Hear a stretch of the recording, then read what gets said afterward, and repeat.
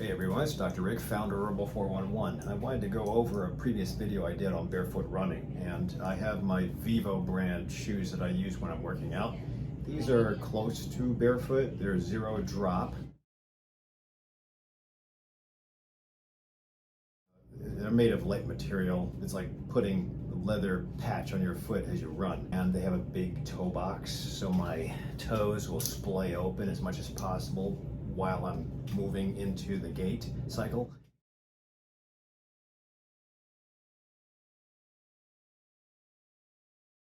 This is totally different than my Hokas. These are my usual daily activity shoes, and they're super thick as far as plush and cushiony. But the idea is that if you go from this to this, and you just pick up where you normally run, 2 miles, 3 miles, 5 miles, 8 miles, you're going to have a ton of pain switching your gait. So there's two things that I worry about. Number one is, do they run like this, meaning heel striking as they move, or do they run like 5Kers on their toes most of the time? My grandson walks on his toes and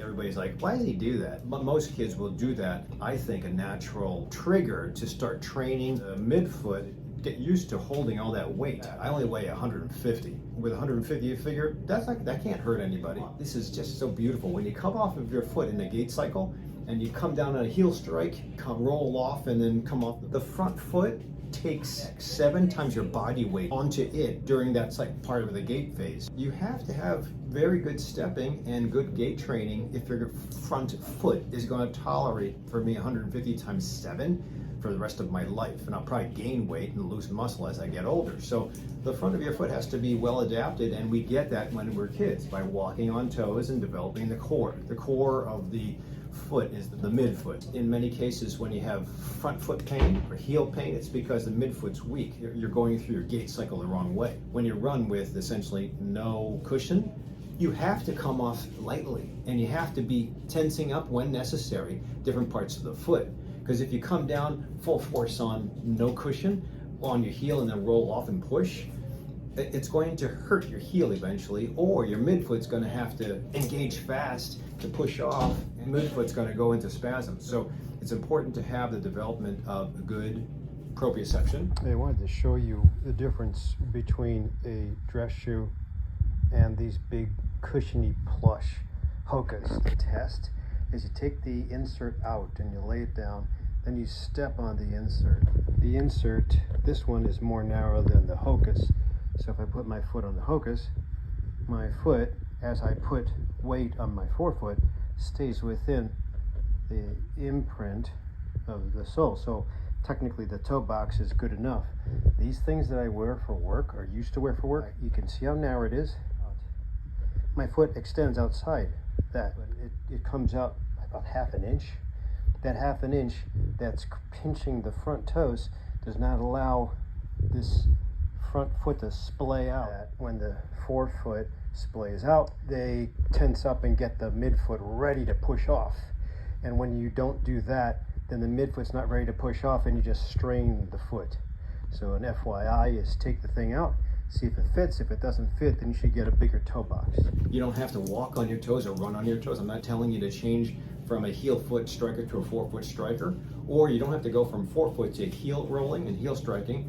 You just have to know when to default to the high cushiony shoes. You don't have to worry about your running because you can come down super hard on your heel. And that's why I talked about in my previous video. If you have any problem with, say, back pain, hip pain, knee pain, or neck pain, the entire kinetic chain from your heel and toes all the way up to the base of your neck can be stressed.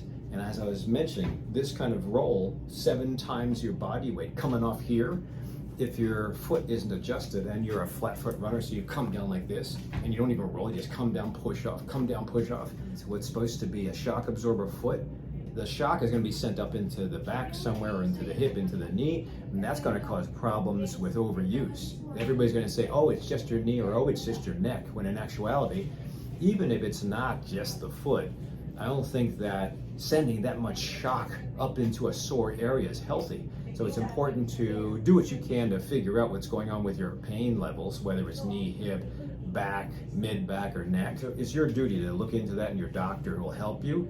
But you can take some of the pressure off by getting into a high cushion shoe, or for the time being, learning how to run properly and take some of the impact off of the back and put it into proper stepping. Sometimes it means training your foot or gait analysis, but I've found, at least in this area where I'm at, Hoffman Estates, Illinois, not too many physical therapists are trained in how to take care of the foot. I even asked my favorite podiatrist, and they say they don't have anybody that they go to for training patients that have foot pain. So if you don't train somebody who has foot pain, or what do? You just send orthotics home with everybody that comes in to see you, or you cut and inject everybody that comes in to see you. Sometimes you have to do those two things, but in most cases, it couldn't be overuse. And whether it's just foot pain or you have some other pain up the kinetic chain, I think it's worth it to at least consider changing your shoes, changing your gait, maybe going to a specialist like myself, and I'll put my link down below, to assess what else could be causing the problems. Thanks for watching up to this point in time. If you have any questions, put them in the comment section down below.